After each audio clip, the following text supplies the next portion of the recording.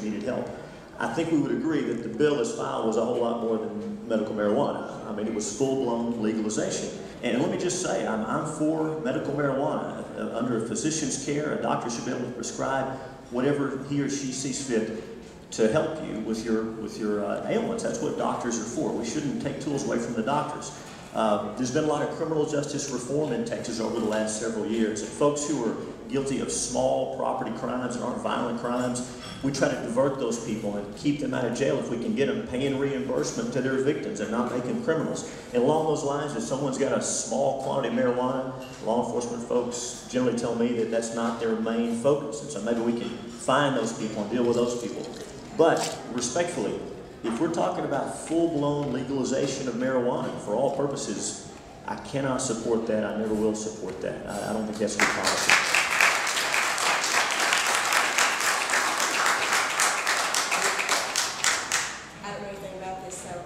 Why did Senator Eltoff join with the Democrats to defeat the sanctuary city bill yesterday? And why was there not a word about it in the Tyler paper? Tyler paper just left. So the question is about the sanctuary cities bill. I think it was Senate Bill 875.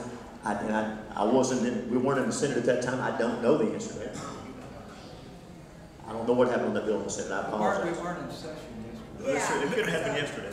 How could they vote yesterday? Okay, well, that's what I was saying, is what I missed. Okay. It is my observation, okay, this is to Representative Simpson. It is my observation that you worked hard for the re-election of our representative, Max Schaefer, harder than anyone worked for Max Schaefer.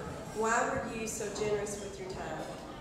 Representative Schaefer has led the way on ending and stopping the expansion of occupational licensing in Texas.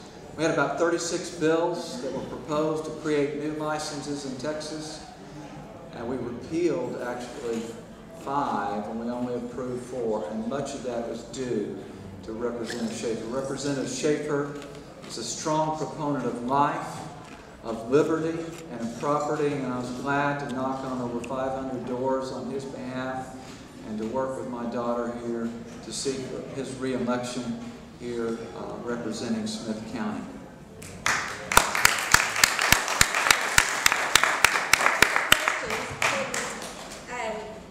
Do I have any more that you want me to pick up? Well, can I just ask you to go along with the marijuana thing? Here's a pencil. Decriminalization, at least decriminalization, running our kids' lives in prison for years. Well, y'all can answer whether you agree with decriminalization. Okay, thanks. So the commissioner asking about And this. also one other thing, where law enforcement has to, he brought it up where they're getting this drug forfeiture money just straight up without having to, I mean, that's wrong. And so on the issue of decriminalization, and I touched on this, I didn't go into a lot of detail. Texas is making some progress here. Again, if someone has got a small quantity of marijuana, for example, they're not selling it, it's a small quantity. We had a bill that David and I both supported this last session. It was filed by a former prosecutor, and it said, with a small quantity of marijuana, let's charge these people a civil fine, right? Folks that don't have a record, they're not criminals. Let's don't make them criminals, get them over in that system. Let's get them some help. Let's get them off of that before they become real criminals. I think everybody agrees marijuana is a gateway drug, so if we can stop that early on, then that's good for all of us. So Texas has made some strides there, and I've supported that. Again, we're talking about small quantities. People aren't selling it. They're initial offenders. I'm for that, and I'll let David speak for himself. I think he is as well. And as far as civil asset forfeiture, y'all are familiar with this concept. It's been around for a while, and the idea is it was really aimed at these drug lords that have all this cash and these mansions and these Ferraris. And so when we catch these guys, you know, these big drug dealers, we ought to be able to take their stuff if they're using it in the course of the crime. If it's whatever the term is, an instrumentality of the crime, and my law enforcement friends could help me with this. And so that's the concept. It makes sense. There are some abuses. You know, there's a story out of Philadelphia where this grandmother in the black community, a real stable force in that family, her grandson was living with her, and he was selling marijuana. Well, and the feds tried to seize her house. Well, that's obviously crazy. You don't hear those stories coming out from around here. David's proposed some bold reforms I'll let him talk about. I think we need to make sure it's not being abused. Civil asset forfeiture, from what I've heard from my law enforcement folks and my prosecutors, we're doing it right around here. But David probably has more to say about civil asset forfeiture and everything else, David. Thank you, Representative Hughes. And as we talked a number of times, and it has gone around here in East Texas, in Tenaha, up in Titus County.